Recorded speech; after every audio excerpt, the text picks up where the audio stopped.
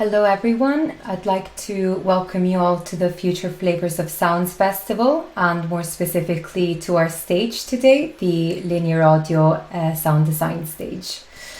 I'm your host, Martina. I'm a soon-to-be sound designer from the University of Edinburgh, and today I'm joined by Kirsty Gilmore and Dr. Christopher Letcher, who are going to be our panelists. Thank you so much for joining us today, Kirsty and Chris. Kirsty is a sound designer, voice director, casting director, and award-winning producer and the owner of Sounds Wilde. And Chris is a renowned composer and songwriter. He's known for his score on Beyond the River, Sync, and his albums Freeze and Spectroscope. He also holds a doctorate from the Royal College of Music in London. Kirsty and Chris, feel free to add more information on that and maybe tell us a bit more about yourself and what you do. Thanks.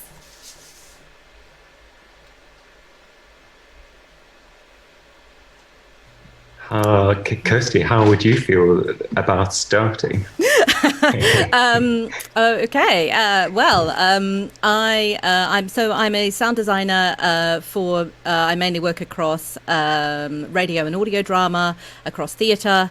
I've also done a bit of post-production. I actually originally trained as a post-production sound engineer, but most recently I've worked on sound design for large-scale audio and radio drama productions, including a lot of multicast dramas for Audible, the Space Race, which won awards, has won various awards around the place, and most recently a radio soap called Greenbourne, which has gone out on a community radio station. So I work across any kind of format for sound design for radio and audio. And theatre, I've done a lot of work on Off West Stage, including for Bristol Old Vic. Obviously, theatre in the past year has been a little bit different, past year and a half. Yeah. And I also work as a voice and casting director for video games. And most recently, I've worked as the lead voice director on Destruction All-Stars, which came out for PS5 earlier this year. I'm one of the voice directors on Baldur's Gate 3, which, if you're into RPGs, fantasy RPGs, you've probably heard about that. And lots of other titles, most of which I can't talk about because games are very NDA focused. So yes, very really glad to be here. Looking forward to discussing all the wonderful work that I've had the privilege of listening to and watching this week. And yes, so over to you, Chris.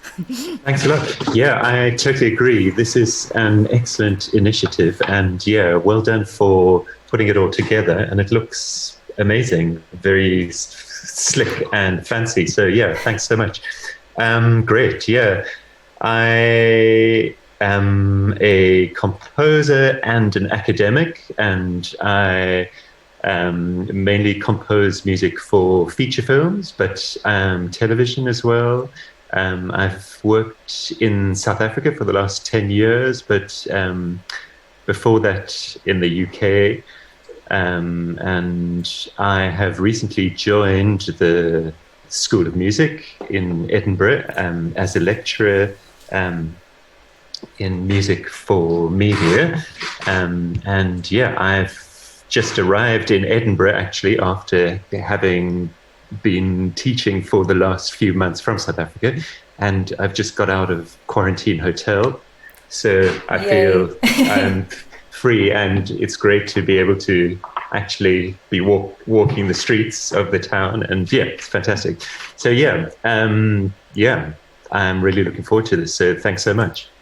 Thank you so much to both of you, and our participants on the stage today are going to be Jack, Mihail, Karen, myself, and James. And of course, everyone else watching from Twitch, from home. Thank you so much for joining us today. So we are starting with Jack and his beautiful audio narrative piece called Symptoms. Symptoms is a piece of sound design work made in response to a BBC call out. Participants had to interpret a poem about lockdown living, and Jack decided to go with a poem called Symptoms, which was the longest one of the bunch. So let's take a look at that together.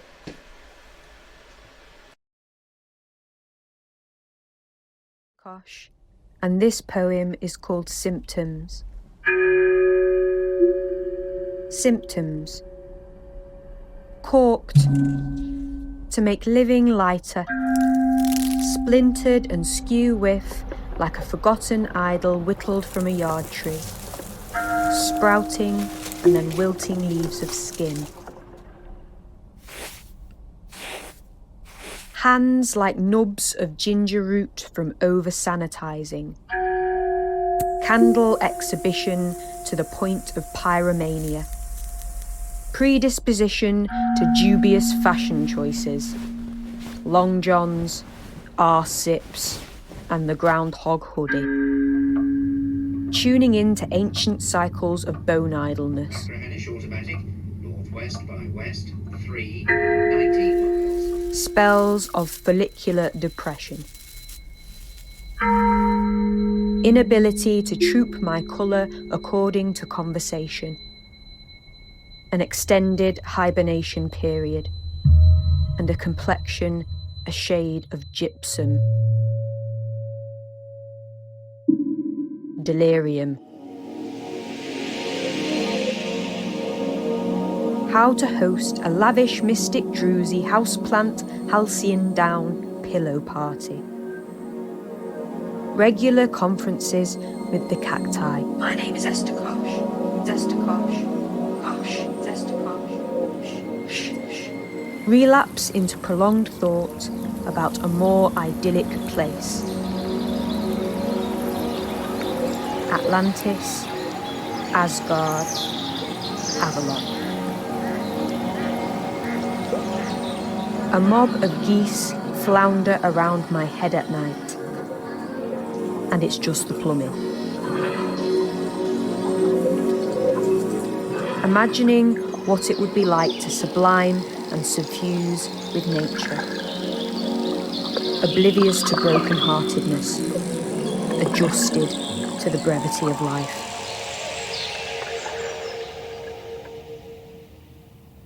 Survival. Absorbing tea via osmosis and photosynthesizing filtered sunlight. Preambulating the same course around islands in the shape of soft furnishing. Sniffing unworn jewellery in stressful gold clumps. Yeast smelling, savoury. Wearing copper bangles to curtail the effects of inertia. Learning to relish the malted smell of my body on a surplus of supermarket blankets. Learning how to make a house a pharmacy and a consultation room, a boudoir and an atelier. Learning how to get something good from something grotesque, like sucking lobster meat from a claw or picking DNA from teeth with an awl. Being bound and submerged somewhere offshore, but hearing the muted rush of where sea meets harbour wall. Learning how to use an almanac, plant bulbs, and cast runes. A mnemonic that seasons still exist. Garden carouselling in the daylight saving glow, like a whirling dervish. Learning that, in extraordinary circumstances, a city girl can enjoy a silent and starry night.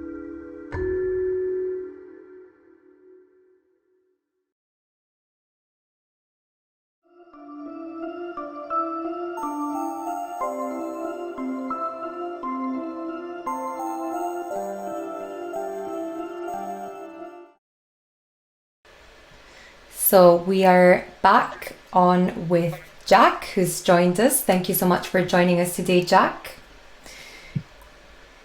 And thanks. And Chris and Kirsty will be able to share their feedback and share any thoughts they had. I'm very happy to start, to kick things off, if you like. Thanks so much for this. I thought it was an enormously listenable and imaginative piece of sound design that incorporates this poem by Esther Koch. And you probably do embody this feeling of the last many months of housebound lockdown in a very engaging kind of tone and style. And the voice obviously takes center stage here, with Foley and other sonic events providing punctuation and illustration. I really love the loose rhythmic feel that your additions to the poem add to the words, and the way your sonic events kind of fit in between the phrases and then spill out or tail out underneath the following lines. It really feels richly layered, but never overstuffed. And I think that's always the danger, that you throw too much at it. But this feels really nicely balanced in terms of the texture. At times I thought it would be interesting if the sound design or music elements moved from being sort of reactive and illustrative of the words to having more kind of autonomy or authority. And I think that's something quite interesting to think about in a way, this kind of work where you do have some kind of structural material or something that creates its own sort of meaning that your work is responding to in some ways. I think it's quite interesting to think about how your contribution can move from being in this kind of reactive mode to being something that is more a driver, a sort of primary driver of meaning. It also perhaps doesn't need to do that.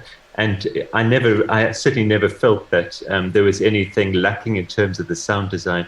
But at times I thought perhaps the music could take over in a way, have its own kind of flow, rather than necessarily always feeling like it has to be responding to what's going on screen. Yeah. I mean, this is a question I certainly ask myself as a composer often, because we do come in generally after things have been complete, and there's already very often a structure for us to kind of work within, whether that's just the edit or the way the sequence is structured, or the way dialogue comes in, or just the fact of the narrative itself.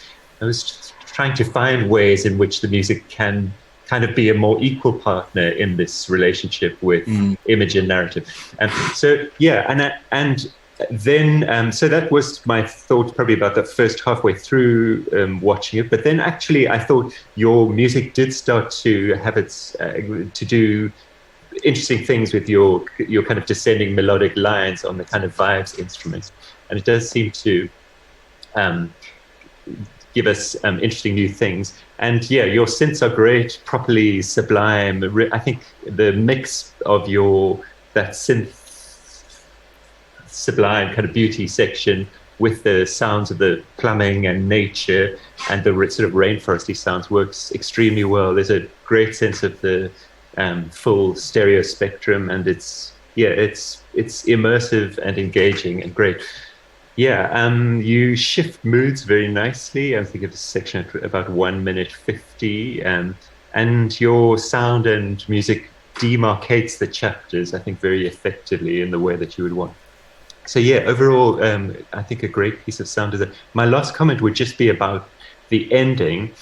I had a slight sense that it loses kind of compositional energy towards the ending, when it could perhaps be building to some more kind of cathartic ending from that sort of whirling dervishes line through to the end. I thought we could have a kind of a slightly more convincing ending, I suppose. I'm really thinking that was my only real kind of thought about that. But overall, I really loved it, and I think it's a really imaginative engagement with the words. So yeah, well done.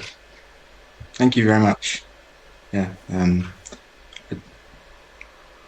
mean, I think the hardest thing was like, I mean, I've never really attempted like a poet, I guess, interpreting a poem before like that. And yeah, just knowing like how much yeah, like the reactive comment, you know, I did it, you know, it's not that fresh. I did it maybe like 2 months ago, but I did kind of, I suppose I didn't really think about the kind of a different approach in terms of dry, you know, how it was very reactive, everything. And also just like, I was trying to wrestling with the sort of temptation to have a sound for like or think about having a sound for every suggestion of some, you know, it's like knowing what I think what's in the end much, you know what's too much and like what but to sort of, so that was definitely a challenge, but thank you for that. That was very, very useful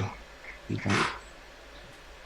Great. Well, just to echo what Chris said, I thoroughly enjoyed the piece as well. I think you did. I think you had a lovely balance between sound and silence. You really allowed the voice to breathe, which was really nice. So we didn't feel that kind of constant oral overload of sounds or music all the time. And I thought that was great. I really loved the use of the bell tones to kind of punctuate sort of the start, the first third, and then a different variation of it in the last third. I thought that did, and the whole piece overall did a beautiful illustration of what it's like, what it was like during the first lockdown, and being, you know, everything was the same, that constant, that kind of, and when we came back, I really loved the dreamy synths in the middle section, but when we came back to the bell tones, I felt the sense of, oh, we're starting again. Here it is, nothing's changed, we're back to the beginning, which is exactly what the poem was talking about, which I thought was great. That sort of, I thought it really beautifully illustrated the kind of the general idea without being overwhelming in any way.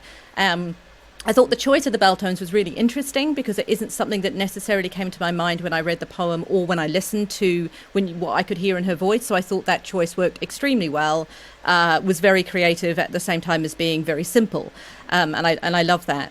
I thought there were some really lovely effects there. I particularly loved your sucking sounds from the lobster. I thought they were excellent. I love that. So evocative. Really brought me in there, and I thought they were really lovely.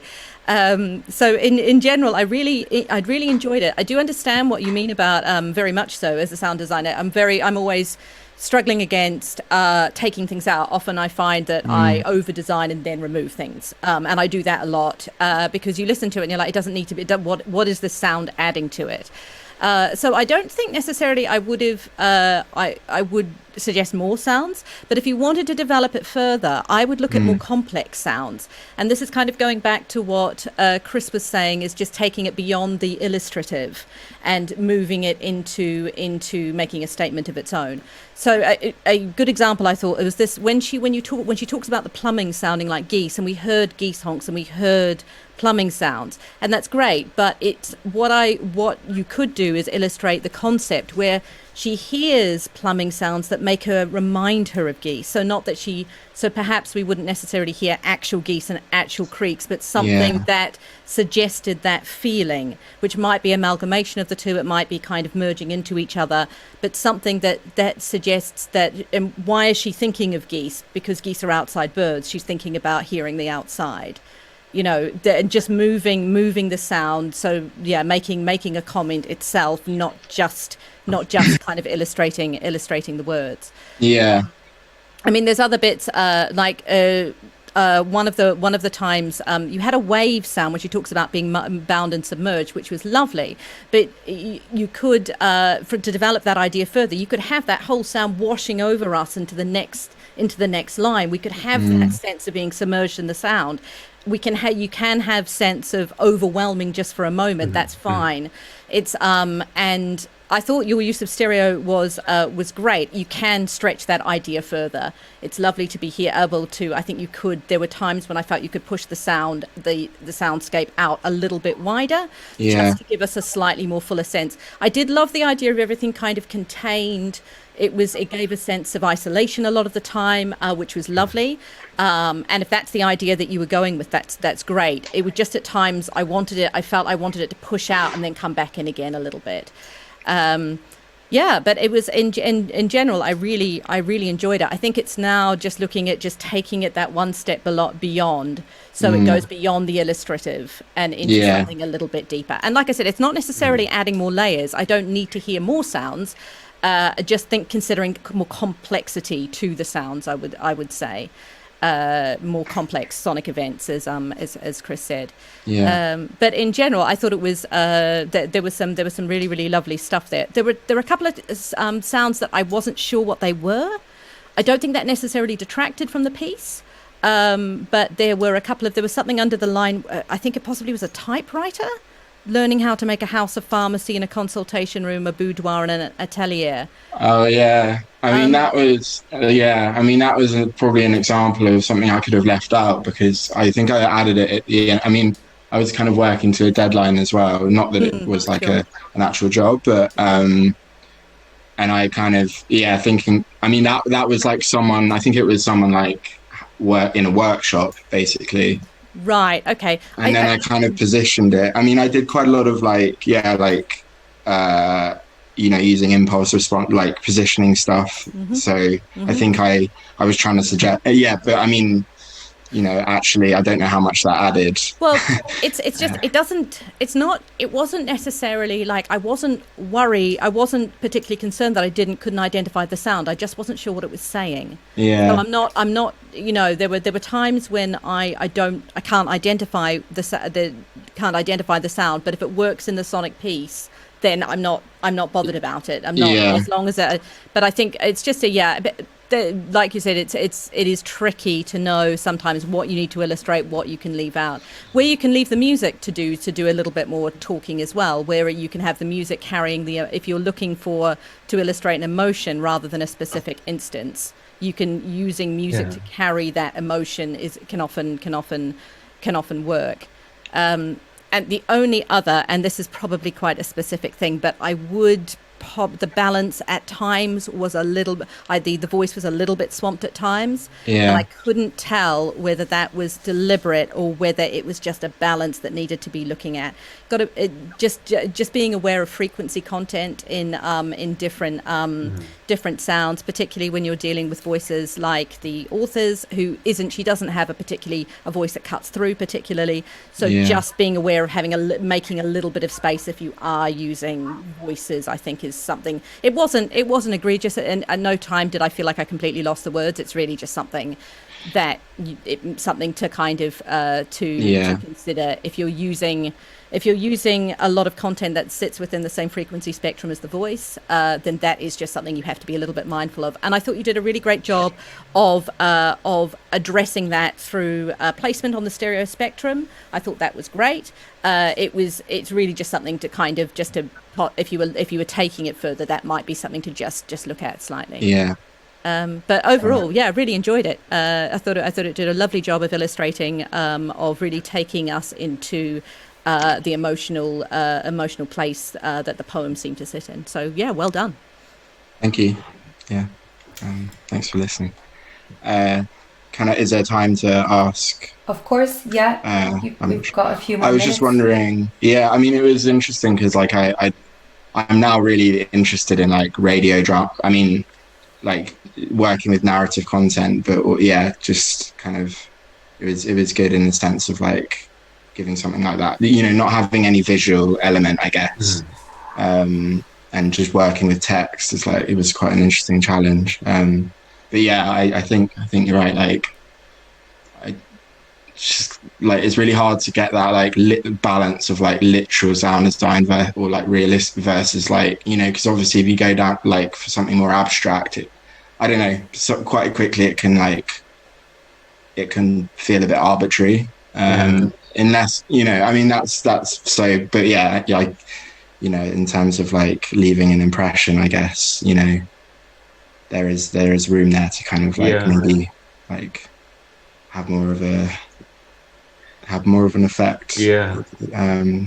I'm not a sound designer at all, so this is really probably one for Kirsty, but I would say in terms of music and sound, really, you're kind of thinking how sound can be subjectivized, or how we hear it being filtered through a human subjectivity or a human feeling or a human brain in some way. So that's maybe not hugely helpful as a way to think of kind of I don't know if abstracting is quite the right word from the sort of reality into something that feels more kind of filtered by a kind of human presence. But I think thinking about that and that approach to producing sound and music could be quite useful in kind of getting under the skin of the literal and into something that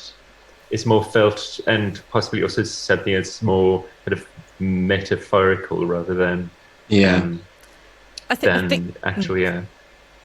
think it always will depend on the text. This text the poem combines a lot of abstract ideas and metaphors with real, very concrete concepts. And I think that you can always use that as your guide. There's going to be a certain amount of license I take. The soap opera I did recently, Greenbourne, is like EastEnders. So I'm not going to do that. Is all diegetic sound pretty much. That is nothing. There is nothing abstract about it because it doesn't fit within that world. Whereas if I'm doing a horror piece or a sci-fi piece or a fantasy piece, I've just done sound design on a big cult fantasy series, which I can't talk about because it's under ridiculous NDAs.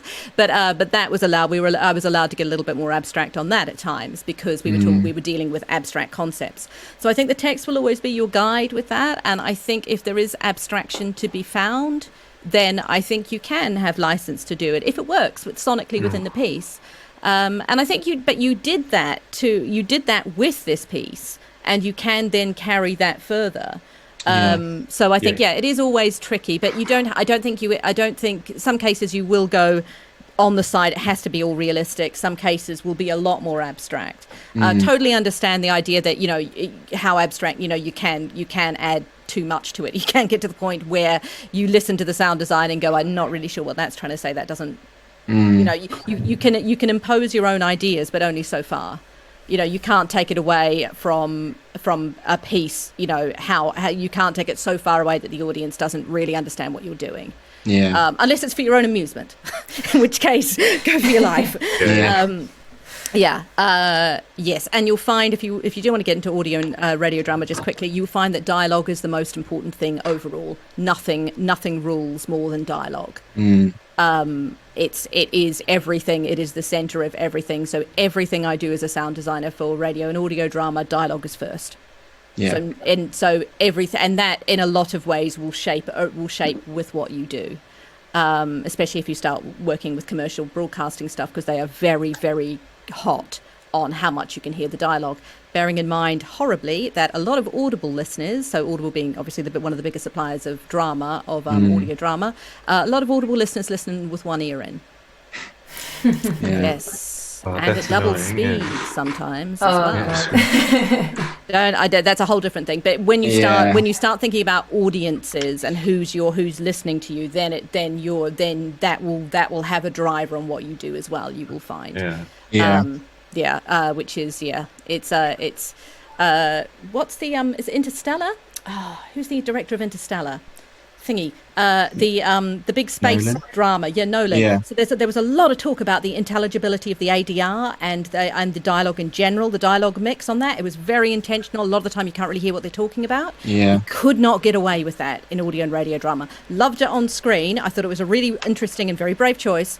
But I loved it. I thought it was great, and it was really interesting. You would never get away with that idea unless you very much spelt it out in the dialogue. I can't hear you. What's going on? I can't hear. Yeah. So just as an illustration. Yeah. Thank you for that. Yeah. You're welcome. Really interesting. Thank you so much, Chris and Kirsty. Do you have any more questions, Jack? I don't think so. Just thank you for taking the time to. Thank you for your comments. Yeah. Thank you so much for joining us today. Good luck, Jack. Good luck for the future.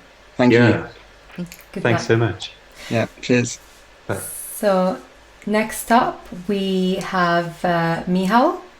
Mihail's audiovisual project is subdivided into two different parts. The first being Kaya. Kaya was constructed to exaggerate specific implied emotions that were present in the original soundtrack of the audiovisual piece. And the second component of Mihail's project is based on a vocally reconstructed fun vocal mouth noise sound experimental recreation of an excerpt of the film Gravity. So we will just take a look at that together now. Thanks.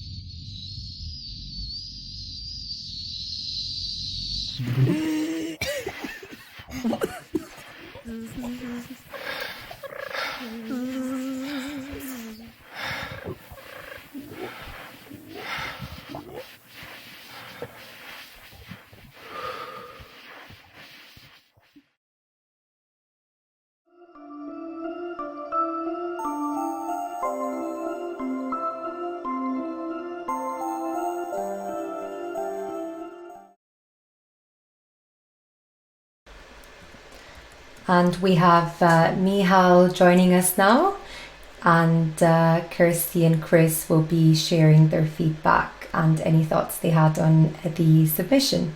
Thanks.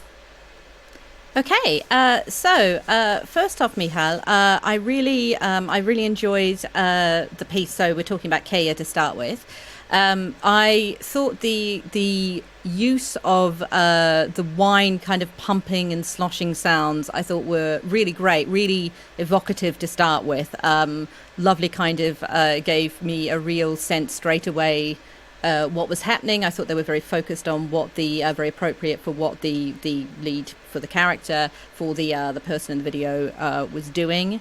I like the music a lot. I thought it was very appropriate to the video. I'm interested to know, was a deliberate choice to focus just on Foley? So Foley and music kind of play together in the way I sort of thought about the design. Mm-hmm. The music is a very big part of like the emotional world I'm trying to represent in the mm-hmm. in the video, whereas the Foley is obviously representative of what's happening on screen, but working together with the music to kind of get this dialogue between the emotional world and what's happening on screen. And was it a deliberate choice to kind of leave out other sound elements? So I couldn't hear very many backgrounds, ambiances. There wasn't. So yeah. Only in the beginning there are just a few noises that are part of the ambiance and what's happening in the background of just that workshop that is being depicted. However, the whole point is that slowly it kind of falls in the background and it's being a bit more focused on just the person, just the one person in focus. Okay.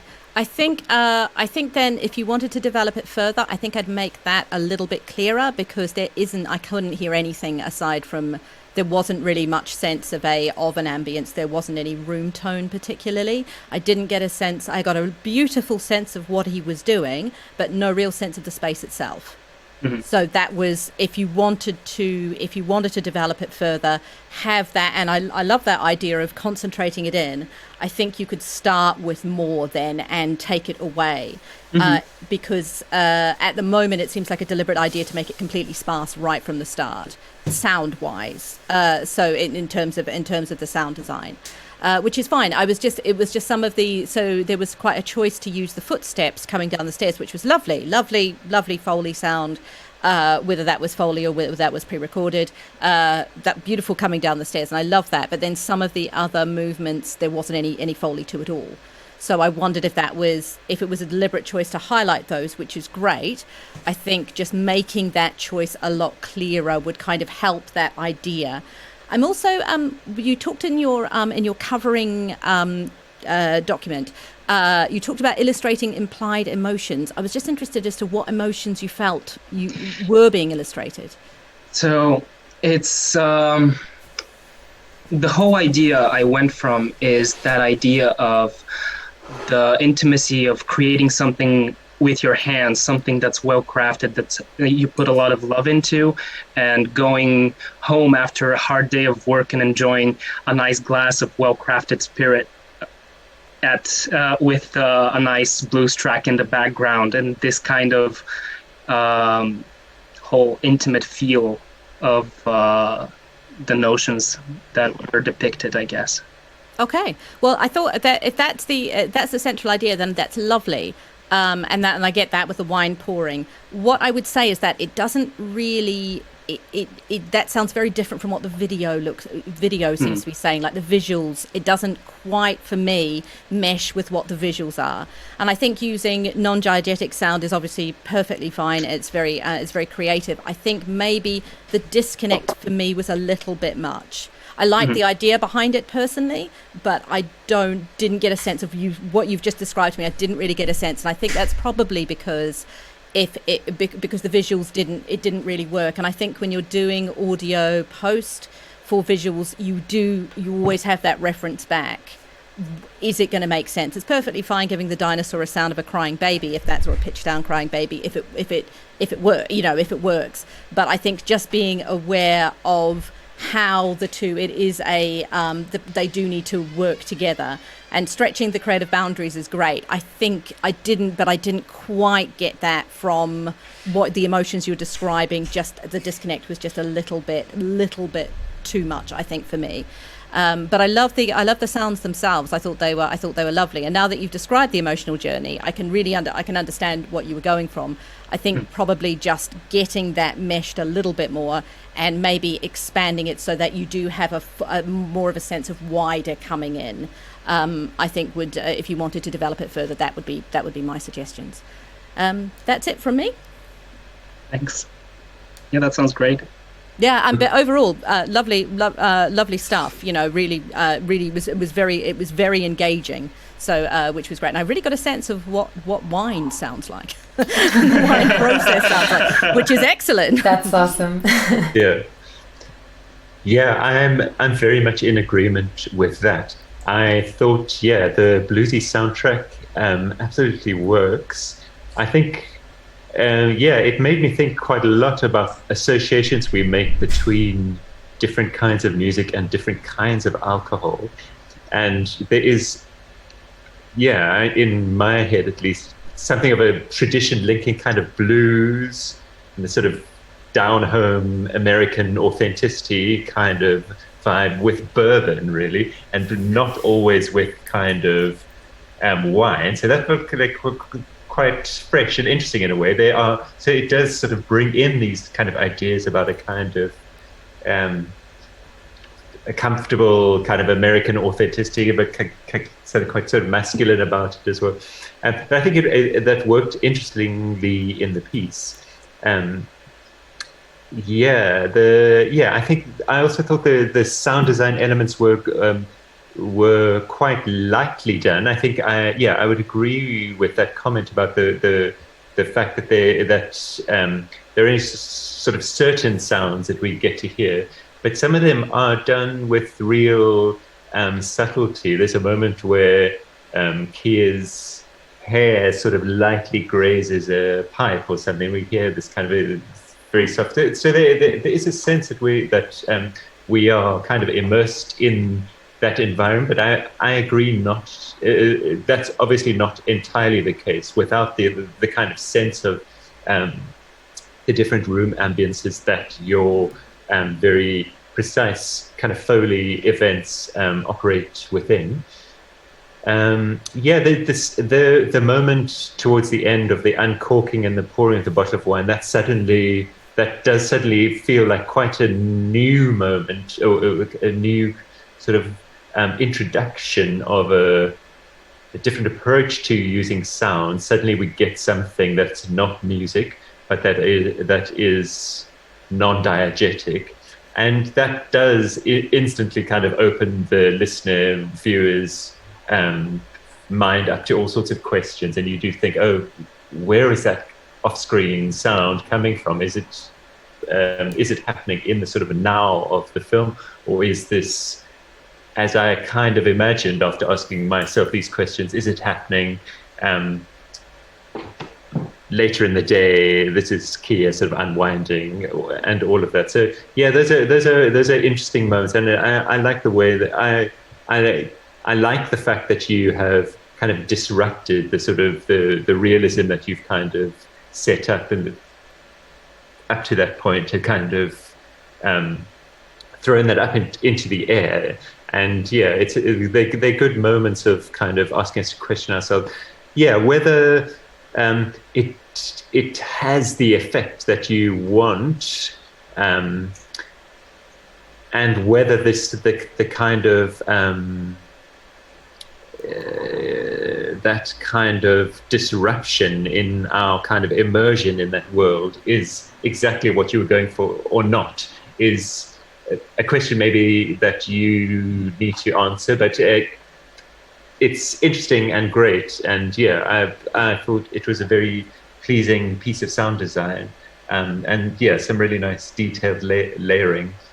I had exactly the same question about your idea of the specific implied emotions. So I was pleased to hear you talk a bit about that. I think I was also wondering exactly what those were. It's the film itself is quite blank in terms of that. To me, there wasn't a great sense of implied emotion, but yeah, interesting. Yeah, but thanks so much. Thank you. And then we can move on to the next piece, which was the reconstruction. Great. Well, this was a lot of fun to listen to. Really, really enjoyed listening to this. It's always really lovely to hear something that's really creative, doing something that you don't hear a lot every day. Something that's using one particular instrument and then doing a lot of different things with it is always really exciting to hear. So I thoroughly enjoyed listening to it. I just thought it was really great. Some beautiful, beautiful stuff in there. Beautiful. So the alarm sound in particular, was that still your voice, the alarm sound? Yeah, it was very small cuts of either voice or whistling. Oh, yeah, no, perfect. I love the alarm sound, the sploshing water, the underwater sounds were beautiful. You had a lovely creative use of the stereo spectrum. I thought it was really great. I loved the editing was really nice with the visual edits. I thought that was really well done. I really enjoyed listening to it.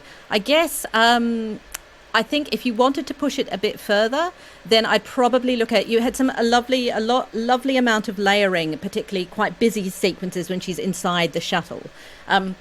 And I thought that was great. Just something, again, to be aware of is just if you do use one instrument, was it all yourself? Yes. All you. It was just be aware that you have a limited frequency range of your voice, and just sometimes some of the sounds were getting a little bit lost just because they do all sit within that frequency range. So I think you could possibly have pushed the filtering a little bit more, just a little bit more processing on some of those sounds, just to separate them out a little bit and just to give us a little bit more depth. It was really, really great, but at times it felt a tiny bit flat for me. They were all kind of sitting on the same level. And there was a lot going on. So it's really not, it's more just something to kind of look at if you are using very similar sounds within similar frequency spectrums, just separating them out a little bit more. I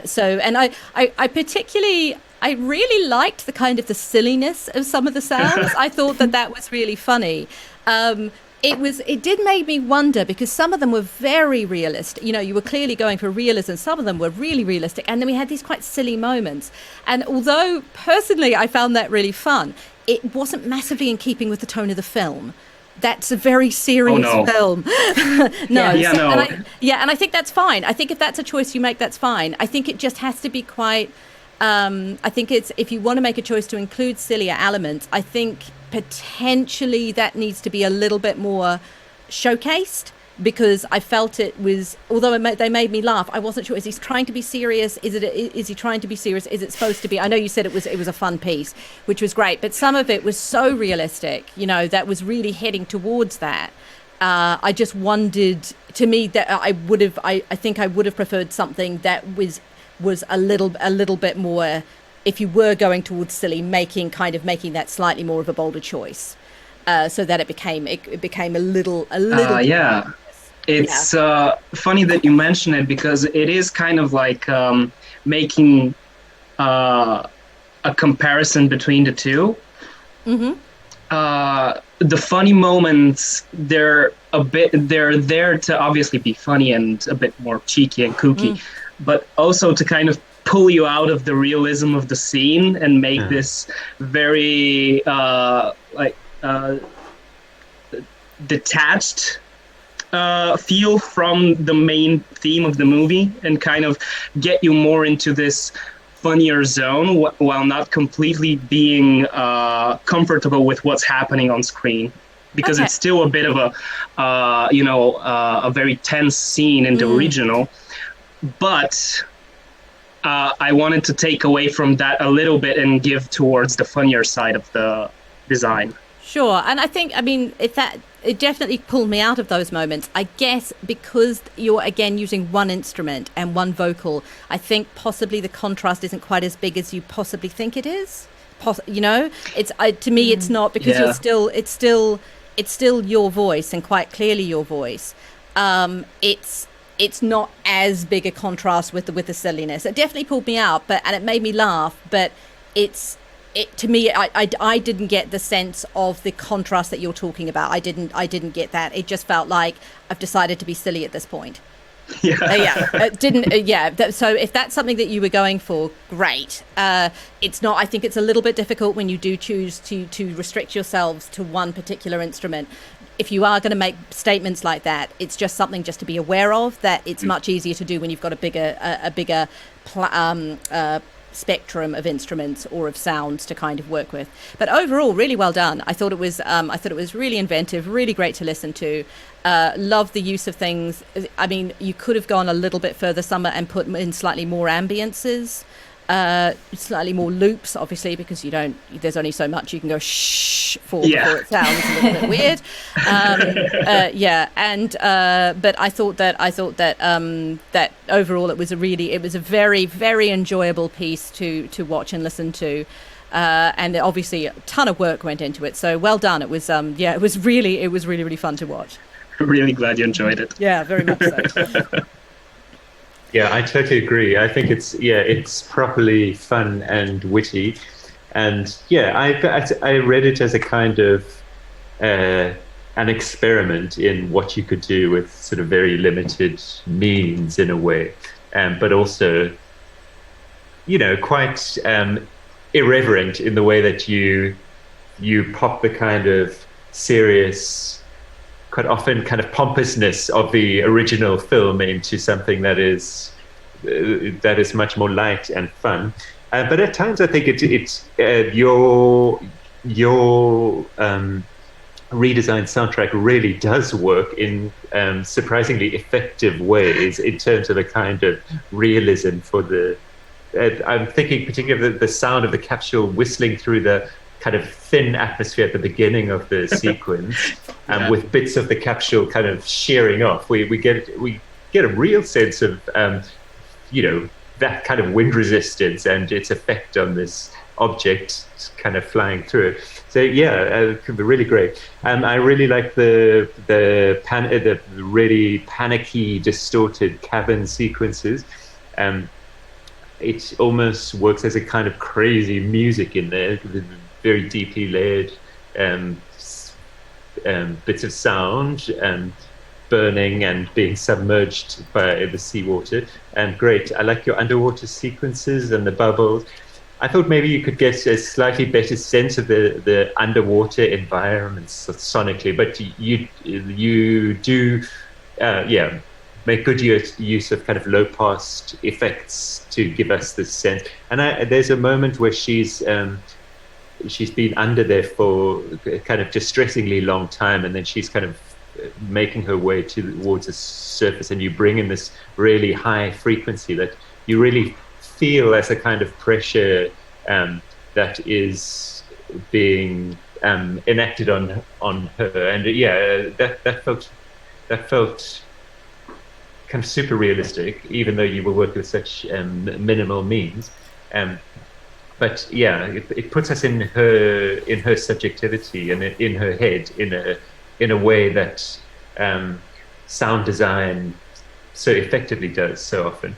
I thought sometimes your edits on the cut between different environments could be sharper, and that might help to kind of jolt us into these worlds a little bit more. Sometimes they felt a little bit like they sort of blurred over the cut a little bit too much by like a few frames, the sound kind of tapering out, or the kind of sharply throwing us from whatever the case may be, being inside the cabin, suddenly we're on the surface or underwater, whatever the case. So I think that kind of sharpness might have been quite nice, but really such a minor thing.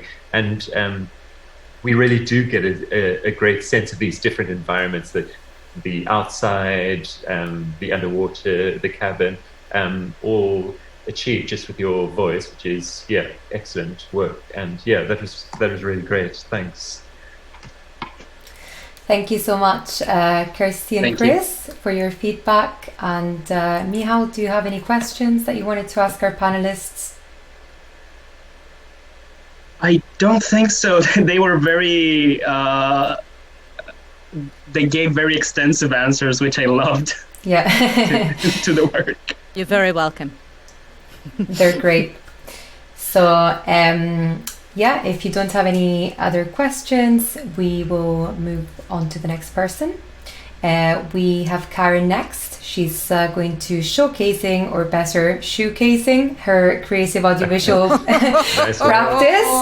Unintended pun. It is called Adam, You Can't Find Yesterday.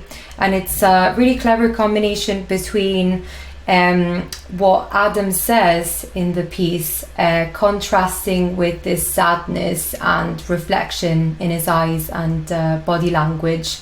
So in the soundtrack, Karen moves through these different layers of Adam's life inside this shoe workshop based in Poland, and we will just take a look at that together now. Thanks so much, Mihail. Thank you for having me. Thanks, Mihail. Good luck. Thank you.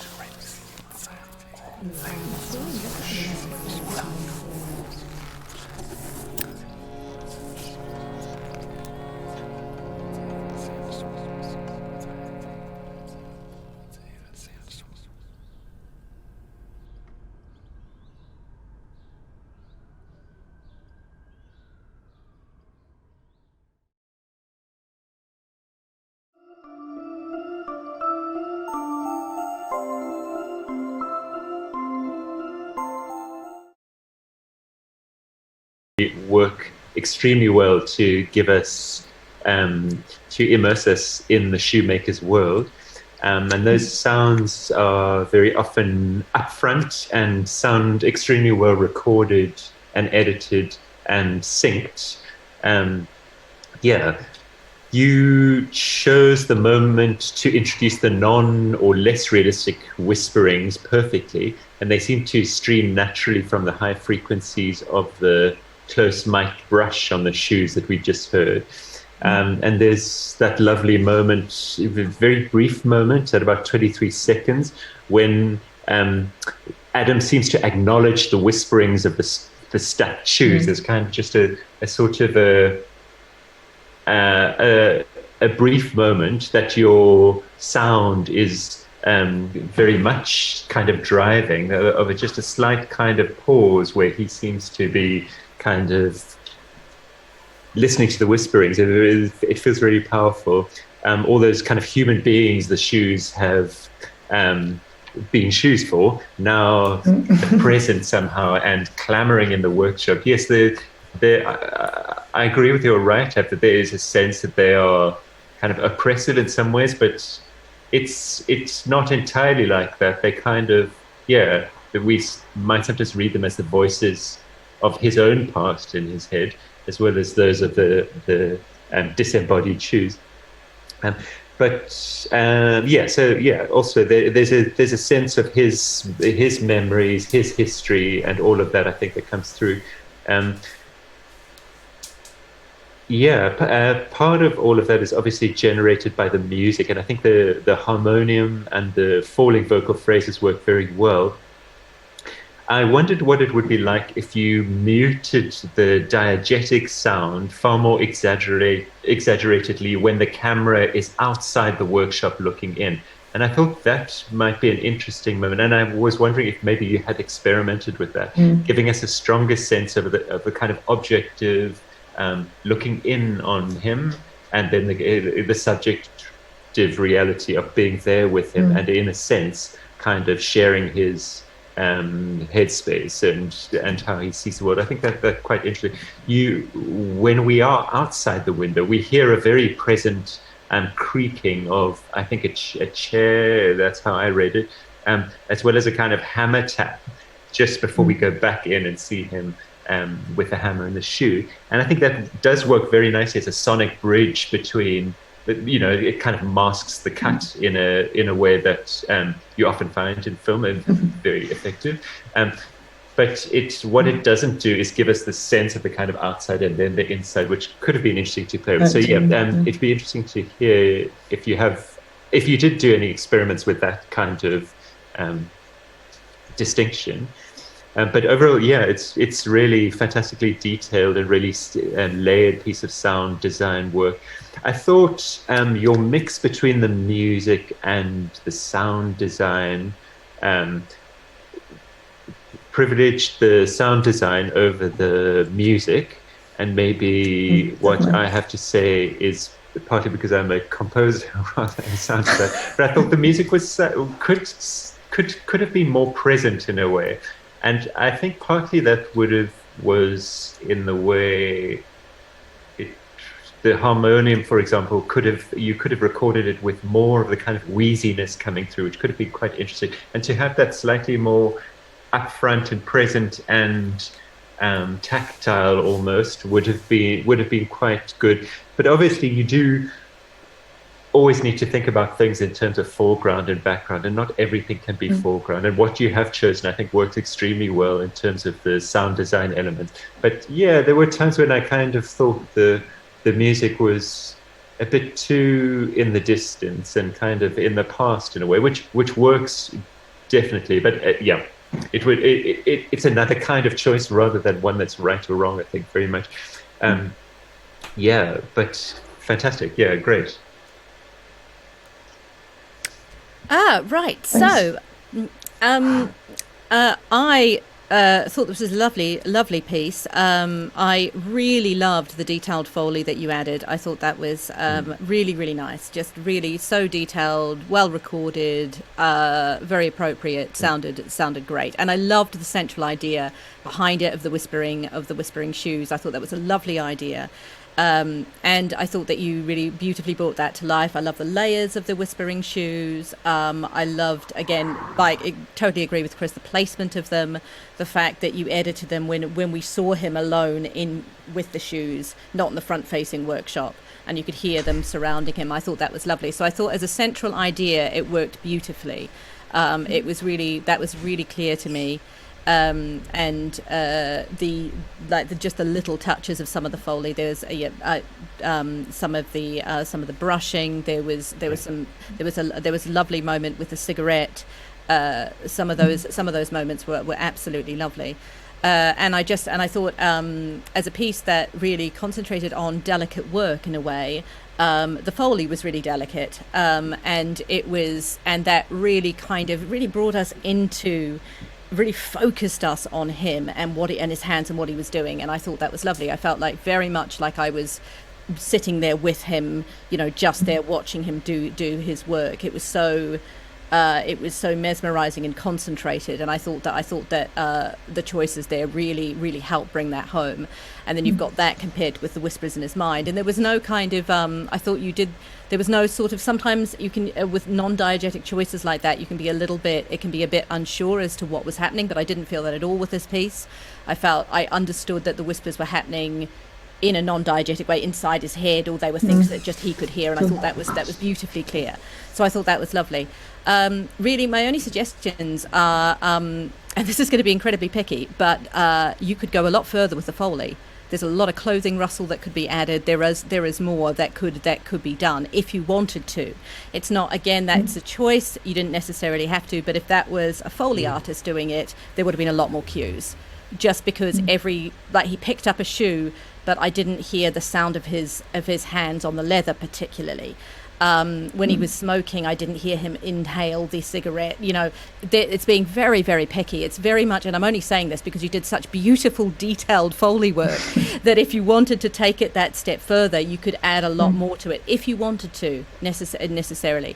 You mentioned in your document about how one of the challenges you found was using and balancing the musical elements. I'm going to agree with Chrissy. I think the music could have come up in a few places. So there we go. That's a sound designer saying the music could be louder. But one of the main reasons I felt for this is because, and this is a choice you make with a piece like this, which does have voice with it. It's text in this space. But if you are not going to get a voiceover for it, if you decide that that's a choice you want to make, then you are relying on the music to do to play a lot of the emotion there. So a lot of the things that you talk about, when he talks about tinkering and having fun versus the sadness and reflection in his eyes, all of that is visual cues. So that you are asking the audience to make that, to interpret that visually. And I think that's a little bit of a hard ask sometimes when you're talking about text, because text is quite a process for us to read. It takes longer for us to kind of pass it. So I think if you decide that you don't want to give your audience a voiceover to have words to carry the explanation and the emotion, or at least some of the emotion, then you are leaving it very much up to your sound, which very much includes the music. So I think in those cases, I think you can bring the music definitely louder. It could be louder in general, I think, but you can use that to carry emotion. At times you might want no other sound aside from the music. It's just something to just be aware of. I'm aware that getting a voiceover to do an elderly Polish man is probably not something that is easily accessible. But I think when you do have cases like this, when you do want to make that decision, it's just something to be aware of. But overall, I don't think there was the only other thing is that I think that your ambiences, your atmos, your BGs, your room tone could come up a lot more. So I don't know whether I heard any room tone in the workshop scenes, and I felt I don't know whether that was a deliberate choice or just they were very low in the mix. But I think because it's such an interior scene, such a specific scene, it would have been good to have something to underpin it. Just give us a sense of space, basically. Give us the sense of space and where you are. And just to pick up on Chris's point about when you go outside, having that contrast to like the external world, I think that it would have been good to have something that was a lot clearer externally. And it is a choice to make those Foley sounds still audible like we are with him. That is absolutely a choice. I wanted more of that contrast because you had such a beautiful contrast with him in the workshop than him with the shoes. I wanted that a little bit further to contrast with him outside as well. But overall, I thought that what you created to support the central idea was lovely. Was really, really beautiful. Very, very delicate piece of work, and I really, really enjoyed watching and listening to it. So well done. It was really nice. Thanks. That's brilliant. Yeah. Thank you so much. No, they're brilliant, and I have to say that we have to thank Martina for the singing and Mihail for the cigarette noises. So we traded some stuff there. Thanks for crediting us. like the best collaborators do. Yeah. Yes. Yeah, absolutely. That was great. And Elliot as well. He's not in this room, but he did a great job. But I think the things you've pointed to are the things that I found the most challenging, and I tried, and I struggled with them. I mean, actually, it was all it's the first time I'd done any of this stuff, so it was like the first time I recorded Foley, the first time I did anything. But like the mixing of these things, like I was aware that I needed these things. I did have room tone. Like I recorded everything here in my box room with things up so that the sound wouldn't reflect, and so I recorded various things, but like definitely the mix was kind of perhaps not right, or the well, if you're recording room tone, you shouldn't record it unless you deliberately want the sound of an acoustically dry room. You always need to record it in the spaces. So if you recorded your box room with acoustic baffles up, it's not going to reflect the actual environment of the space. So that might be it. But I think balancing is something that all sound designers and mixers struggle with all the time, basically all the time. And I think that's something. It's just a process. There is no kind of right or wrong. It is just a case of, I think you learn to hear where it is. And to be perfectly honest, a lot of the projects I do, I go, I want it like this, and the director will come back and go, no. Yeah. I personally want it a lot 10 dB loud, quieter, and that's just the way it is. So it is going to be always a balance. I think, it is going to be something that you play with. But if this is the first time you've done something like that, it's very, very impressive. It's actually, very impressive. It's the first time I did anything. And the thing with the musical elements, I really way out of my comfort zone dealing with those, because I'm not a musician or I'm a scientist. So like it's actually easier for me to record and be precise and be delicate and be that, because that's much more of my training. So even using any music at all was I was in a different world there, and that probably shows a bit. So I did experiment with all sorts of different ways. Like I had a lot of mixes that were where the music was really high, and Martin said pull it down, and then and make it whispers and make it so you get all these opinions and all these kind of ideas, and in the end you just got to kind of nail one and just say, okay, this is what I'm going for. Oh no, absolutely. And it is always just our opinions as well. A lot, like I said, a lot of the time, a lot of the commercial stuff that I do, what goes out on the air or on for streaming isn't necessarily what I would have done. It is what I did, but it's not necessarily it's never, unless it's your own personal work that you're putting out for that you're publishing. It's your own, your own. If you're working in a commercial team, as Chris will know well, it is always multiple opinions, and it is always a compromise. But really, I mean, something you might want to. I would say, if you did want to explore this a little bit further, critical listening is probably a really good thing to do with films, particularly documentary films. Like just listening to have a listen. How loud is that bird song? How loud is that room tone? When does the music sit? When do they bring the music in? At what points did they decide to swell the music? Where does it? What points do they choose? I think critical listening is something that really is really, really useful for post-production, for any kind of audio or music based, but post-production in particular. Just having a look at how loud other people make them, in relation to. No, I got really kind of into that. It's sort of at the end of, because this was for the soundtracks for screen course we did, and just. I mean, Chris taught us a few of the lectures on that, and obviously Martin, and just the topics that were coming up. When I watched films after that, I only wear headphones. I don't have I need to hear everything. I'm absolutely listening, and I'm replaying stuff, and I'm like going back, and I'm watching the thing twice, and so you've done this horrible thing to me that I can't actually just sit down and watch a film now. But I'm like, I'd love to say that goes away, but it really doesn't. 20 years, over 20 years now, it doesn't go away. Just one really specific thing, Karen. Before, if we've got time, just a really specific thing. Do you, something that might be, you've possibly already covered this on your course, I don't know, but something that is always, I think, useful to think about when you're layering things for any kind of sound design is thinking about the depth of things in terms of foreground, midground, and background. So starting, your background are going to be the lowest level in your mix, then your mids, then your foreground. And just really thinking about where they sit sonically, but also dynamically as well, can be really, really useful as well. You did a beautiful job of foregrounding the Foley. Just think about how loud your background sounds are in response to that. When I say critical listening, watching stuff is great, but also just walking around your home environment, standing in your kitchen and going, what's the loudest thing I can hear? What's in the midground? What's in the background? How loud is the traffic outside? How much birdsong can I hear? How much room tone can I hear? What's the fridge doing?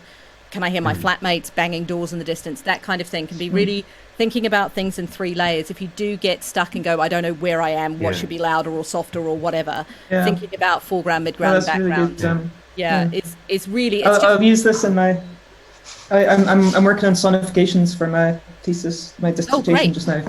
And I'm actually just trying to play with that just now. So that's a really good way to think of it, of having these kind of 3 main spaces on the sonic spaces. Yeah, I'm big on depth. Depth in mixes is really important to me, as anybody, any of the students I've taught will tell you. I bang on about depth all the time. But it was really, really lovely, Karen. Really, really, really lovely piece. So great. Thanks so much for your comments. That's really it's great that you got the main ideas, which were all about this kind of being in Adam's head, and that's super clear. I'm really delighted that you got that. Absolutely. Really clear, really clear. Cool. Just one last comment. Just on the depth idea. I think this idea of thinking of a soundtrack full of depth in terms of background, sort of middle ground and foreground can be applied to musical mixes as well, and to musical composition. So I find it quite useful to, rather than thinking everything needs to be kind of up front, which often just gives you this kind of flatness, that you do want to think about what's a sort of more accompanying sound, what should be sort of right up front and center, and what's sort of occupying a more kind of middle ground is useful for music as well as kind of general sound. So I think that's really excellent advice. But lovely piece. Thank you. That's perfect. Thank you so much. Thanks, Good Karen. luck, Karen. Take care. Thanks a lot. See you. So moving on, our next audiovisual piece is actually something that I've produced and made. It's called Dignaki, and talking about crediting people. Exactly. The amazing Karen worked on the Foley for that, and the whole objective of that video was to restructure the perspective of the piece and move it closer towards this 8-year-old boy called Dignaki, and him playing in this garden and wandering through the garden. And we shall take a look at that together now. Thanks.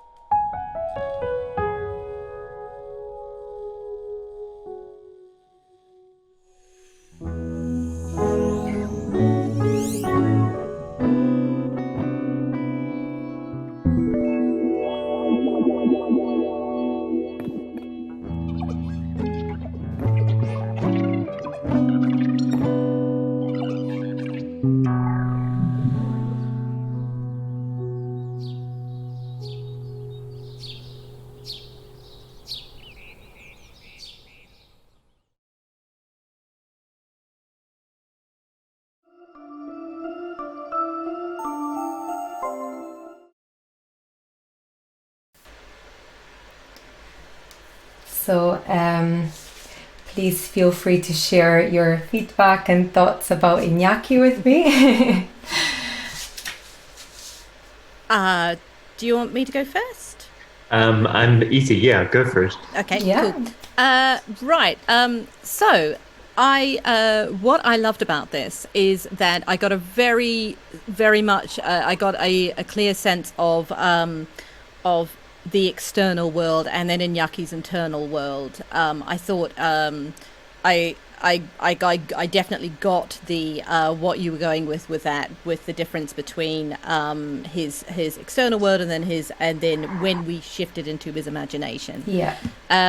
And I thought I really liked the delicate nature of it. It felt very suited to talking about a child, to a film about a child. I felt that it was very light. It was very delicate, and I thought that was very appropriate for the visuals. I felt that the choices that you made in the sound design and the music really tied in very nicely with the subject matter. I thought that was meshed together really well. I like the choice to score part of the video with music only. I think I thought that was nice, particularly as a linking moment between the close-up we have of him at the start, and then as we take him through to the tree and then his world. I really liked that. I thought that was lovely. I liked also really enjoyed the kind of the overlapping nature between sound design and music. That was some of the sonic choices. We get that a lot with sound design and music for film. That you sometimes they blend into one another. What is sound design? What is music? And I thought that was and I liked the kind of the ambiguity behind that. I thought that was nice. I wondered, was it a choice to have just some Foley at the start? Was that a deliberate choice? It was. So the idea behind that is that I was really trying to create this comparison between a more objective reality and Inyaki's reality. Hence why the Foley takes on this let's say unrealistic nature as we move into the video. So his blowing sounds actually turn into spaceships flying through space, and the peach shaking is envisioned as a planet in space. So the idea of the tree, for me, it was actually like the whole concept is following Inyaki's movements as well. I don't know if you both noticed, but the music was actually a musical Foley. I wanted the music to follow exactly Inyaki's movements and body movements. So you have this piano that, as you rightly said, Kirsty, shifts, and it becomes a bit more distorted, and you get a sense of like being not really where he is anymore. But alongside that, the piano keeps following his movements, and then you have this shift when he lands onto this tree of the guitar coming in, which blends with the piano that was present before. At the end of it, the piano comes back and the Foley comes back, and you've got this space shuttle sound merging. Well, I tried to do that, but I don't think I was actually super successful in doing it. But the idea behind the last whoosh sound was to have more of a merging of the space shuttle in with a breathing and a sound. And then, of course, like the return to reality and the objective reality for what we know it, and the birds coming back in. Right. I think possibly, I think the only thing, I think that was all illustrated beautifully. I think it would have been nice to hear more of Inaki's imagination. I felt that if you are going into I didn't really get a sense that the apple peach was his planet at all. Yeah. I wasn't sure what that. I mean, I got the idea that he was landing on something, but I didn't felt the sound reflected that particularly at that moment. It felt like it was punctuating beats, which was lovely, but it didn't really take me into his imagination particularly. I wasn't sure, like if he, and maybe that wasn't your intention, but it still felt a little bit external to me, like you were placing sounds you were illustrating how you saw his experience rather than bringing us into his experience. Yeah, that does make sense. Yeah, I think it could have I think you could have gone a bit further and had more of a contrast between the external world and his and how what the apple tree, peach tree, what the tree represented to him. You know, what he was seeing in his mind. When I read your synopsis, that's what I thought. That's what I thought you were trying. That was what I thought you were aiming for. And to me, it was lovely, but the contrast wasn't enough. I kind of wanted more of an opening out and then coming back in again. Mm-hmm. So sort of that. Whereas it was clear, but it wasn't as rich. I think. Yeah. As it possibly could have been, but that again is like we've said on other people's. That's a choice. So it's not a negative thing. It's just a comment on what I wanted to hear more of what he heard. What was he imagining things? I didn't get the breath and the whoosh at the end, unfortunately. That wasn't. I like the whoosh very much. I would have liked to hear more of the whoosh, but I didn't get the sense of breath at the end. But I did get the overall sense of what you were trying to achieve. I thought that was quite clear. I think I just wanted it to go a little bit further to play up that contrast a little bit more. And this is quite a picky thing. You started the. I wasn't when you. You started one of the sounds was synced to one of the first footstep that he took into the tree. Yeah. And that didn't really work for me. It felt like I think it was trying to be a bridge between the two of them, and he's not foregrounded to us at that point. So foregrounding the sound at that point seemed like a slightly odd choice for me. Yeah. Yeah. Yeah, because he's not if his step was a close up, then that made sense, but it felt a little bit odd to foreground something that actually the director had placed, mid-distance away. Yeah. It was. I wondered whether you experimented with other sounds as a bridging sound to those between the two of them. I think that was always part of just recreating this musical Foley experience of the piano moving exactly, or at least trying to move exactly alongside Inyaki's movements in the short film. But absolutely, I felt that was my biggest challenge, just being able to create this bigger, stronger comparison. I'm not really sure if that's because at the same time I was also trying to achieve this, this more delicate piece and something quite light and bright to showcase what we were seeing with this, light seeping into the garden and these brighter colors and the child-like visuals. But yeah, it's definitely something that if I had another go at that, I would definitely try and change and work more on that concept. Well, for lightness and brightness, I thought it worked really, really well. I got a definite sense that worked. It felt like, in terms of the working with the visuals, I think that was really lovely, and it's something that we always have to be aware of. That it's not, our soundscapes don't exist in isolation. If they are being done to a visual, we have to respect what the vision literally is, what the director has done.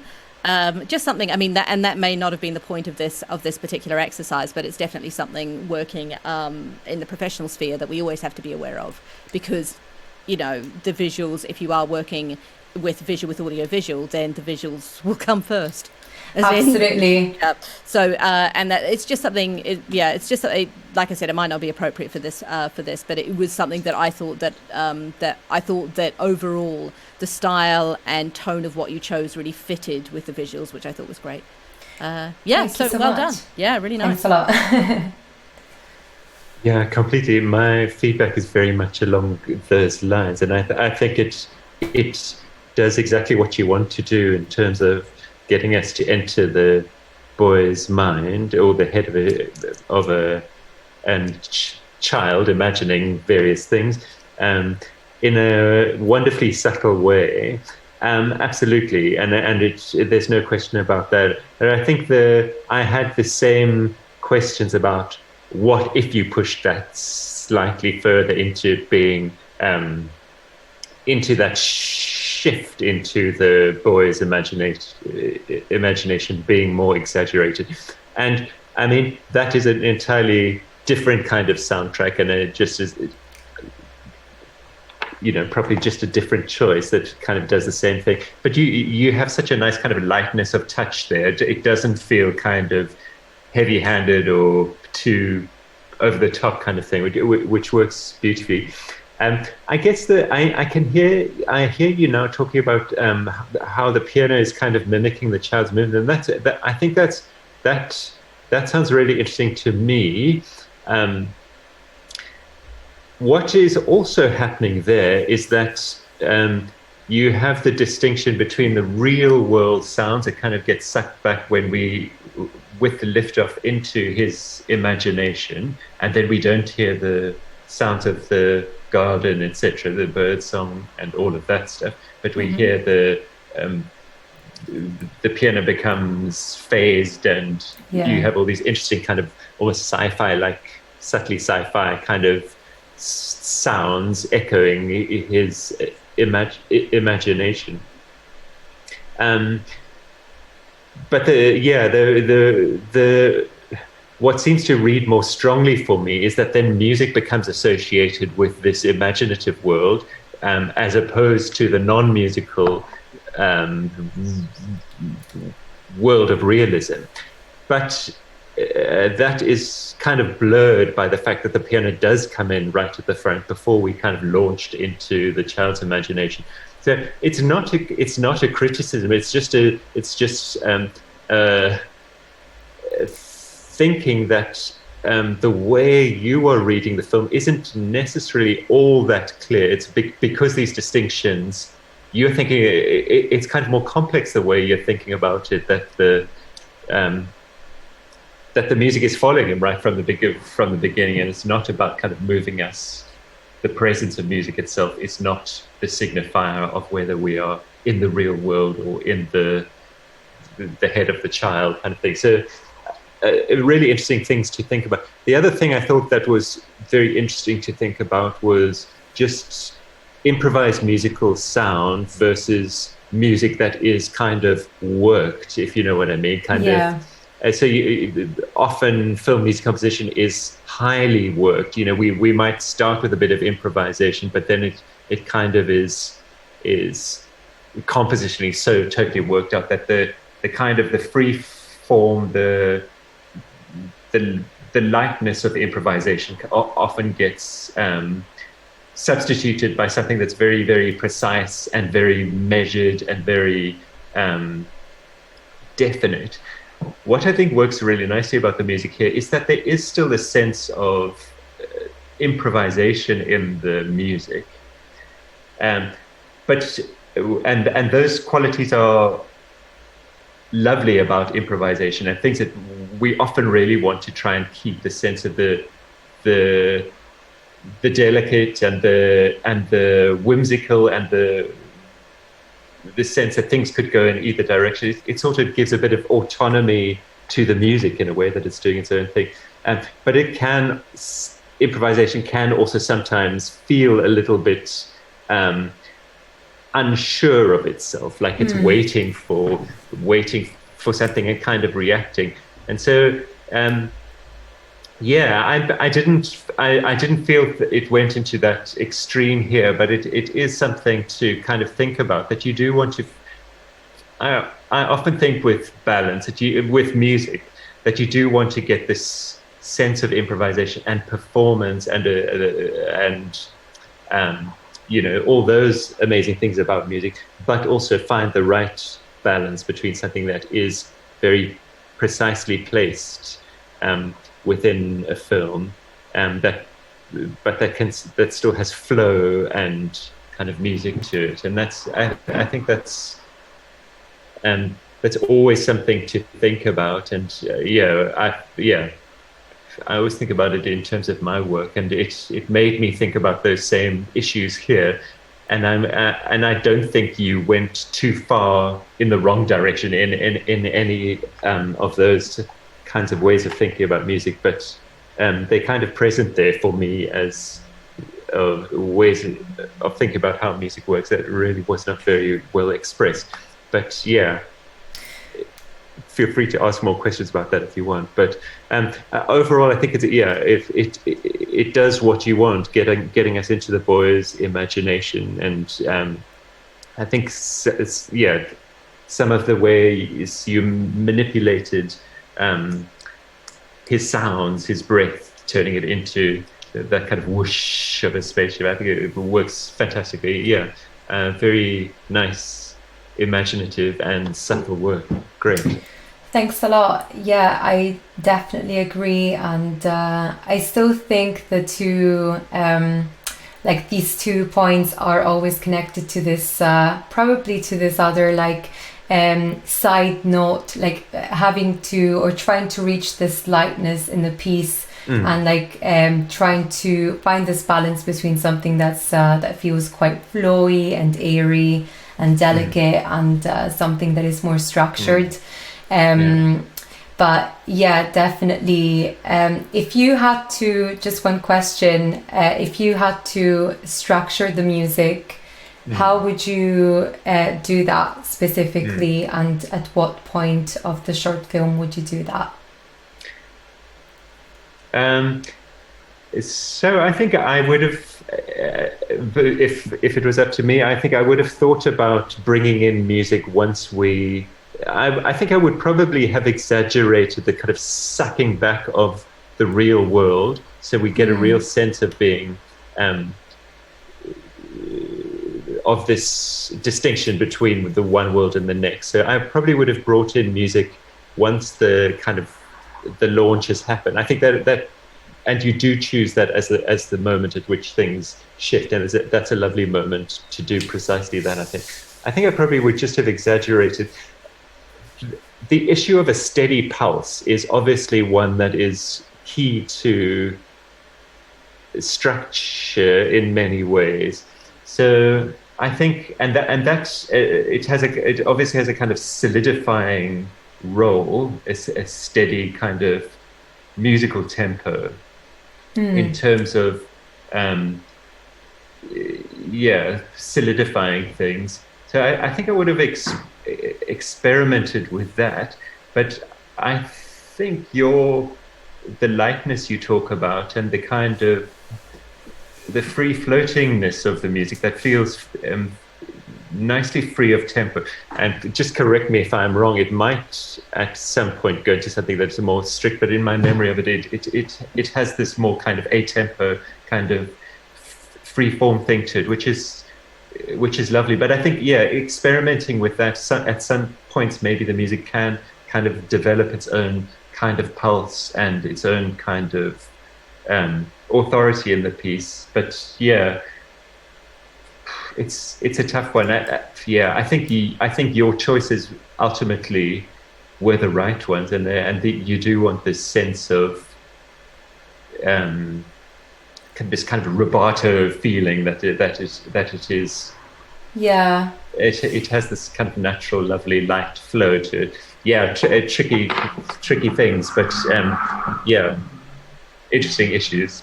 Yeah, no, definitely. It was for certain a really fun piece to work on, and it was interesting to working on finding that balance. And thank you so much for your feedback. So we are now going to be moving on to our last participant, and that's James. He was able to be here with us. So he is going to be presenting an audiovisual piece. It's called Transport in Orkney. Here, James developed diegetic sound design elements, and he created all the sound and implemented them in this piece, and he was responsible for the entire final mix as well. A lot of the sounds that are present here were actually taken from his field recording sessions. So we will just move on to looking at this together. Thanks a lot.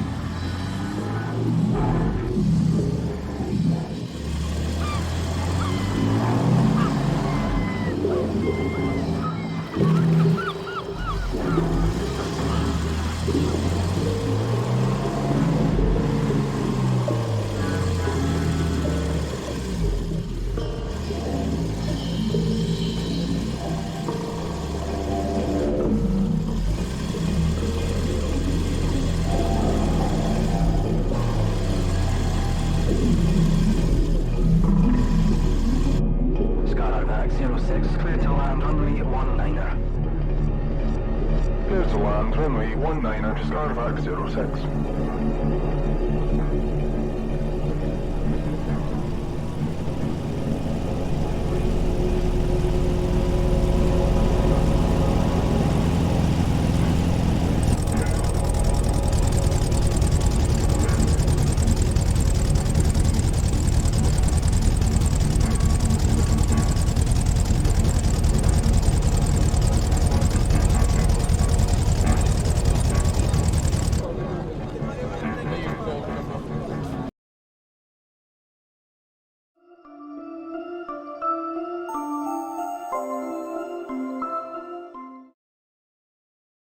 Now.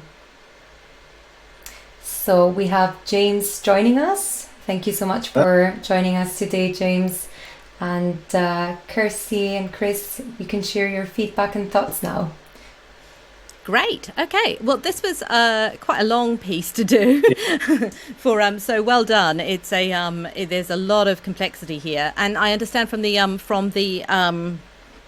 the documentation that you did all the sound design, but also did all the mixing, all the audio elements for it, aside from the music. Is that right? Yeah, basically it was for Soundtracks for Screen last year, which was supposed to be culminating in a live performance of, it's actually 9 minutes long in total, or is it 12? It's much longer in total, I cut it down. It was going to be a live performance in March 2020, so weirdly that didn't happen. So it had to all be edited with all different places around the world. So I I had the most access to equipment and sort of pulled it all in, so people would send me stems and of the lines they wanted to make. And luckily I'd done a load of field recording prior to it all to build onto the piece. Great. Well, it sounds like it was made in quite challenging circumstances then, so well done for that. So when you say it was going to be performed live, yeah, that's why the sections that I cut out, there's a huge sort of instrumental part towards the end. The musicians was going to be Francesco, Cameron and Elena, who Francesco's obviously dealing with this stuff, the stream that we've got going on, but the other two aren't involved. But they were going to perform the music live whilst I was going to be controlling sections of it through MIDI control. Right. But the sections that I were going to make, which is what's on there, were already going to be predefined. So they were sort of playing almost to a backing track, if that kind of makes sense. Sure. Okay, that's just it's just interesting to know how you were approaching it. Yeah. I thought that there were well done on the Foley. There were some really nice Foley bits in this. Some really nice things of lifting. There was your horse neigh, which was quite hilarious. The cow, quite enjoyed the cow. But I also I felt that you kind of. So when we look at post-production sound in all its various parts, in terms of you've covered elements of all of that, which is great. So I could hear ADR in there. There was spot effects. There was also Foley. There were background BG's background and ambience, and then obviously there was music on top of that. It was one of the reasons I asked how it was going to be performed live. Is that I'm just interested as to how all those were they. So you were just going to trigger those through MIDI. Yeah, so I think it was going to be in 3 or 4 sections. The sections were going to be triggered rather than individual points. So that I think originally it was going to be less complex from the Foley side of things because, but once he got to the point if this was going to be predefined a block linear, I think it was like, right, I can do a bit more of the complex side of things and add more things in. Sure. Yeah, I think I think you've set yourself a real challenge here because there is a lot going on in this film. There's a lot of scene changes. There's a lot of different things, and as we do with a lot of post-production sound for film, is that you're dealing with a lot of dense amount of film that might only be like 3 seconds long. Yeah. But you're talking about a lot of layers, and I think if you were going to, what I was interested in is that why you prioritize some layers over others. So there were points where you chose to put footsteps in of the people coming up the ramp to the boat, but then there were no footsteps for the captain moving into the boat. You know, there was some lovely Foley of the sacks being lifted, but then there wasn't that kind of where there was a crane moment, and that there was nothing there for that, in terms of nothing there that sounded present enough. And I was just kind of interested as to whether that was choices or whether that's just that was a time thing. I imagine that, you know, that you were doing this under pressure, so it's not a criticism. It's more that if it was, what I would say is that to make this a full mix, you're adding a lot more. So much more present ambiences, a lot more spot effects and Foley, a lot more ADR. Surprisingly, you'd think that you got a lot of ADR in there, but then the whole sequence when the car is driving, snatches of people walking past. If we were doing a full ADR session for a full film, you would record each of those people potentially. Unless it was an audio choice just to bring it down without any outside whatsoever, which is a perfectly reasonable choice. So there was just a lot that I felt that I got a real sense. I got a definite sense of what you were trying to create, which was really, really great. What I felt could have been developed a little bit further is just having a fuller sense, a fuller mix, and also, and I've talked about these on the other streams, a sense of depth as well. Some of the ambiences that you have that lovely kind of sea ocean ambience with birds at the start, and that can be layered. You can have your background, your middle ground, your foreground, and just giving a sense of depth to the scenes, I think would have been really great. And some of the film goes a bit interesting towards the end of it because it slows down that whole plane sequence.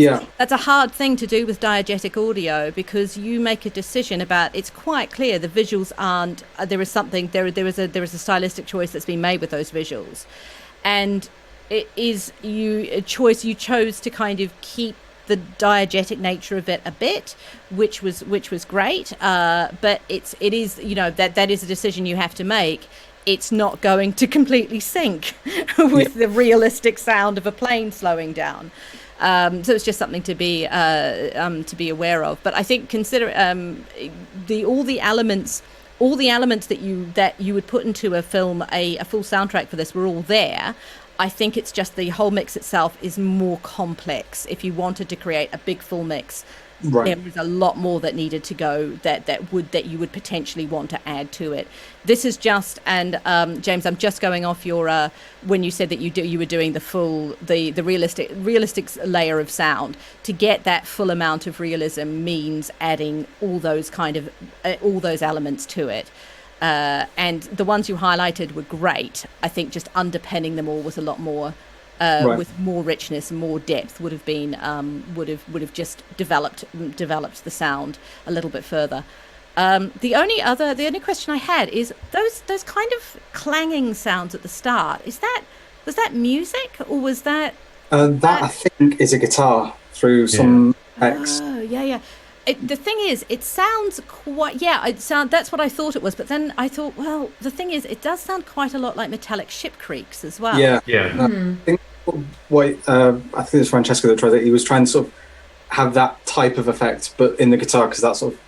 I think it's some of the issue with me cutting it down, because it's bits of missing out, and the music is sort of, it slowly builds throughout the whole thing. So I think that's what we're trying to go with. It's sort of this idea of it moving through.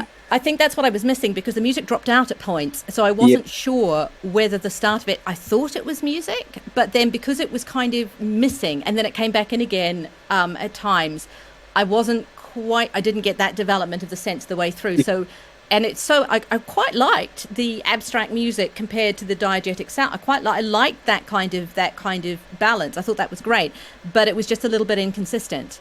And a bit confusing. And to have having that kind of guitar-y sound at the start, which is kind of close to what could potentially be a sound effect, I think is quite an interesting choice.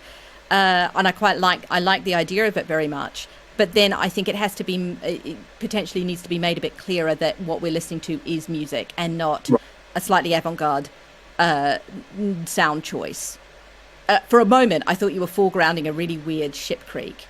Right, and then yeah. I watched it a couple of times and went, no, it's definitely music. That's definitely there. But I think just in conjunction with it wasn't, at first it wasn't 100% clear in my head. Also, and this is very picky, but the voiceover you have of the pilot doesn't sync to that at all. If you're going to use voiceover in that kind of a way, and your intention is to get realistic sound, those are the little details that will really make that kind of thing come out. And there were a couple of edits which were the same. They weren't quite on the edit. There was a shot change, but the ambience didn't change, whereas it would in relation to where the camera is. Just they're little details, but really it's and like you said, you had to cut it down. So possibly we're just looking at something that is just a snap. Sounds like we are looking at something that's a snapshot of a much bigger piece. So it's difficult to say, but there were just little moments that slightly took me out of the experience because they weren't completely synced. Like I said, it's a big challenging thing. That is a long thing to do. Out of interest, do you know how long you spent sort of approximately on that amount? Well, yeah, I'm not sure. It was a long time. Yeah, it was a lot went on it. Yeah, it's sort of like, I mean, that would be, for me, that'd be somewhere in the region to 40 to 60 hours of work, or more than that. Probably more. Wow. No, that's just for the mix. So that does not include going out, recording all the sound effects, recording all the ADR. You know, it's a lot. So that's a ton for that amount for that amount of time. So well done for taking on what seemingly doesn't look like that complicated. When you get into it, you're like, oh my God, there's so much more. I'm just going to make one more comment, James, because I did really enjoy what I listened to. So this is really just feedback about if you wanted to develop it more. Yeah. Just consider, I talked about the complexity and depth of just in terms of ambiences and in the mix itself. Also consider that individual sound effects have complexity as well. So I talked about the sax being thrown in, and that was great, but it was missing about 3 more sounds. Right. Yeah. When you throw a sack in, you pick it up. You hear the cloth rustle, and then you hear the sound of it moving through the air, and then it hits. It's a whole. There's a lot more complexity to each. Can be a lot more complexity to each sound.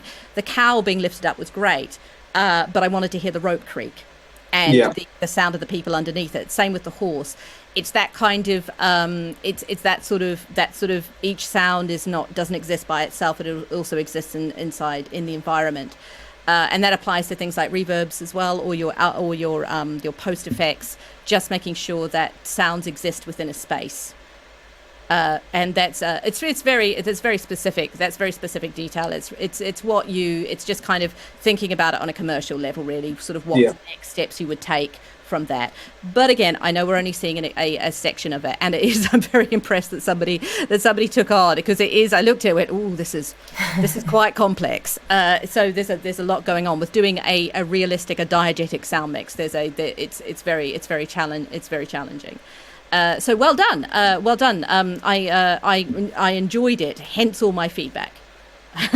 So yes, I will hand over to Chris. Yeah, no, completely. I agree, and it's a massive undertaking.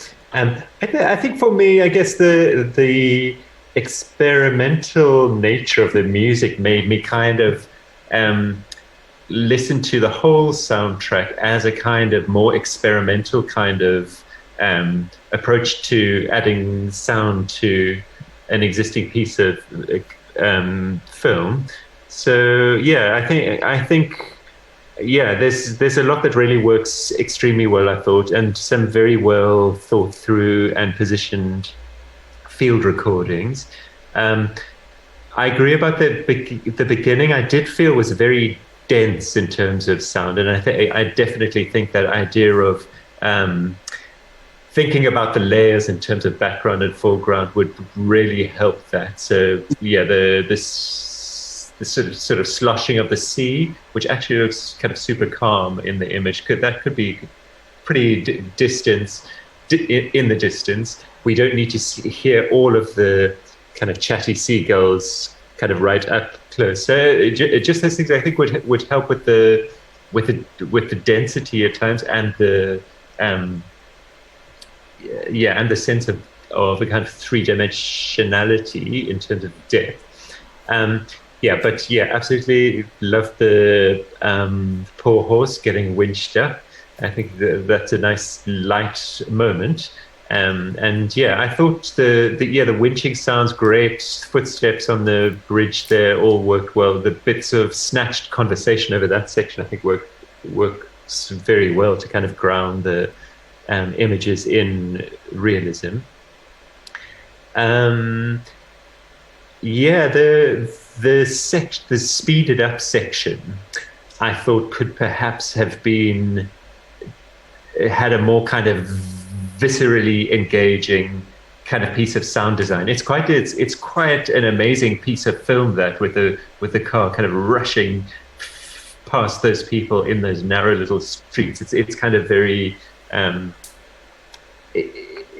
it felt in some ways that the soundtrack didn't quite match that sense of movement and that sort of edge of the seatness. And I think some sharper kind of edits between exactly. I suppose it's a kind of mimicking of what's going on in the edit. Really, those kind of fast cuts with constantly shifting sound, I think would be great. You do have an engine running all the way through that, but it's fairly steady rather than kind of something that's kind of much more in your face and constantly shifting. That's one thing, and I think that would also have helped nicely with the change to a much kind of slower rhythm as things towards the end of the sequence. But I really liked the sound you created for the prop engine playing on the ground, and I wondered how you had made that. I thought that was great. Yeah, that's actually a VW Beetle. Oh, amazing! Okay, great, fantastic. The engines are all from classic cars. I emailed Edinburgh. Wow. He works on old classic cars, so I emailed him and he let me come down. Brilliant. And at the end, he was like, "Oh, I've got an old Beetle around the back." I was like, "That will work." Brilliant. It totally does. So that's just a Beetle sound. That's great. Is that for the plane? Yeah. Yeah, I was going to ask because it's not. I didn't think it sounded very accurate. No, it was a little bit disappointing for me that it wasn't. Although totally understand. I mean. I say disappointing. I don't mean small plane original plane sounds are incredibly expensive. So it just wasn't for me, and that's being incredibly picky. But that's the sort of thing that I wasn't. That just made me go. That's not a plane sound. That's not quite right. I thought it was. I think it's coming back to choices again. Like it's a if that was. It's interesting what Chris said. What you said about the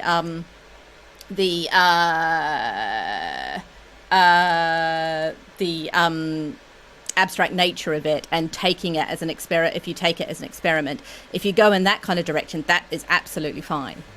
That sort of thing. But that's not really. It's more like if you stuck that up anywhere, publish it, somebody's going to come back and say that's not the right. That's not it's too small. It just sounds too small. Essentially, it's not in the right. It's not sitting in the right space.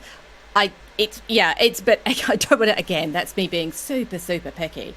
I mean, the amount of time that you can spend. I've done a lot of sound design for period stuff, and it is expensive to get those kind of sounds. So well done. I should say well done for choosing something that was appropriate and still sold the idea of it. Yeah. That is me with my incredibly picky sound hat on. So thank you. So I'm afraid we are running slightly over time. So do you have any quick questions for Chris or Kirsty? No, I don't think so. That's all actually been really good to hear some proper feedback of stuff. Because when you show people that, that's really good, that's good. It's nice to have some say, this is how you get it better. So no, that's been really good. Some constructive feedback. That's excellent. Well, thank you so much for joining us today, James, and thanks so much to our great panelists, Kirsty Gilmore and Dr. Chris Letcher. It was amazing to have you join us today. I'd like to thank the University of Edinburgh, and I'd like to thank Dr. Martin Parker as well, the director of the Reed School of Music, and all my co-founders, Barry O'Connell, Francesco Cimino, and Thomas Cross. Thank you so much, everyone. Thank you so much. That's great. Yeah, that's been excellent. Thank you. Thanks.